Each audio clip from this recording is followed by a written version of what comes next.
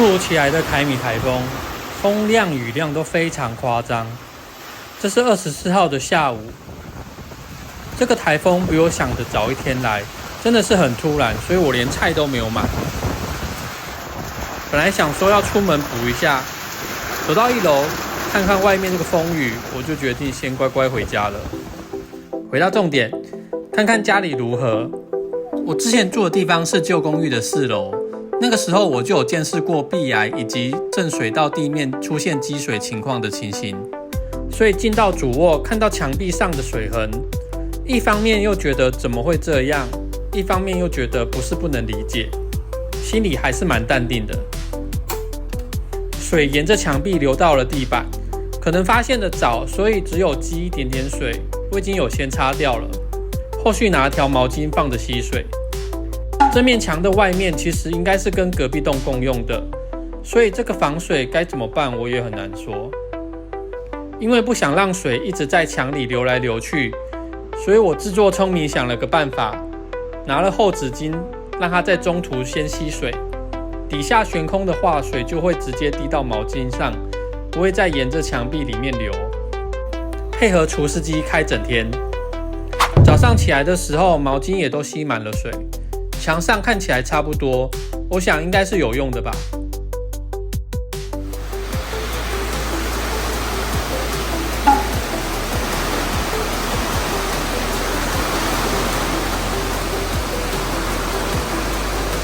第二天又持续放了台风假，各地灾情也都陆续传了出来，雨还是非常非常的大。为了这集我家的阳台美化，不得不提前曝光了。但我家除了主卧渗水比较严重之外，其实状况比我想象中的还要轻微很多。另外大间的这一间也是有零星渗水，而这一面是有对外墙的，但它不是迎风面，所以好像渗水的情况也还可以。天花板目前看起来3间情况都还不错，没有很明显的渗水，看来顶楼的防水是有效果的，水都是从外墙没有防水的地方渗进来。冒着风雨去顶楼看一下情况，楼梯间这个没办法，看壁癌程度就知道。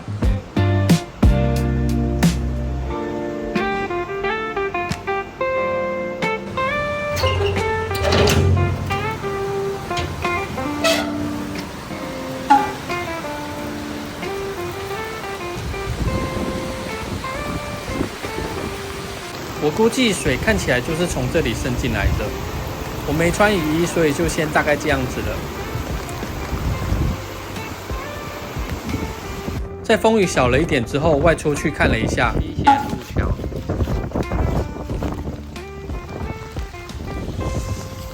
西线路，好猛！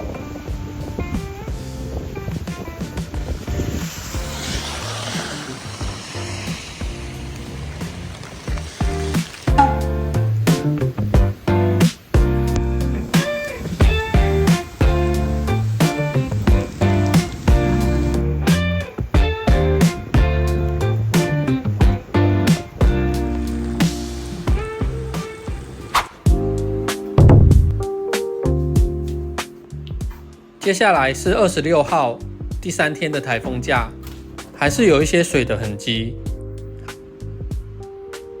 还有这边这些裂缝不知道能撑多久。而我自制的这个装置现在纸巾也干了，但是我发现我贴的这个纸胶带，它其实是遮蔽胶带，所以它粘性应该是没有这么高才对，居然也会把油漆给撕下来。油漆的品质真的是很糟糕，还是应该说里面水泥很糟糕。床头柜应该也要移开看一下，把它搬开后也是有一些水痕。木片的部分有一点严重的样子，看这个程度，我怀疑之前就已经有泡到水，慢慢开始了，有一股霉味。我翻了一下当初购买签订的合约，房间应该本来就是有壁癌的重灾区。今天雨停了，再去顶楼看一下。哇，闪瞎我的狗眼！涂完冰冰气后总是这么耀眼。大概看了一下，想要请教一下大家，当初中介说顶楼有施作防水，保固是2年，这个保固到底是保到什么程度？我现在这个渗水算是保固范围内吗？可以要求到什么程度呢？一堆问号。顶楼排水都没有东西堵住，状况还不错。防水施作虽然有涂一点水泥墙面，但上面没有施作，水应该就是从这边渗进去的吧。说实在，涂防水漆会有一点上瘾。像这面瓷砖，我前几周本来想要上来涂瓷美漆的，瓷美漆也是有防水的效果，但因为天气太热，偷懒一下，结果就来了暴雨。然后就是这面墙，这下面就是我的主卧，所以我想这面墙就是渗水的主因。理论上这面墙是隔壁的，但我如果涂防水漆应该没有问题吧？我也不知道。里面的水会多久才干，我也很好奇。然后另一面也都是这种充满毛细孔的水泥，不知道其他人都是怎么对待这种墙面？会不会以后大家都去穿无敌的铁皮衣？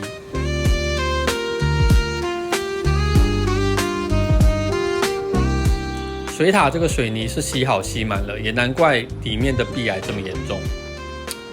总之，虽然不完美，但是也算是挺过这次凯米台风了吧。至少看着其他地区的灾情，我觉得我很知足了。希望受灾户们都能尽早恢复正常吧。之后还会有其他居家改造影片，喜欢我的影片再帮我订阅、按赞、加分享哦。我们下支影片见，拜拜。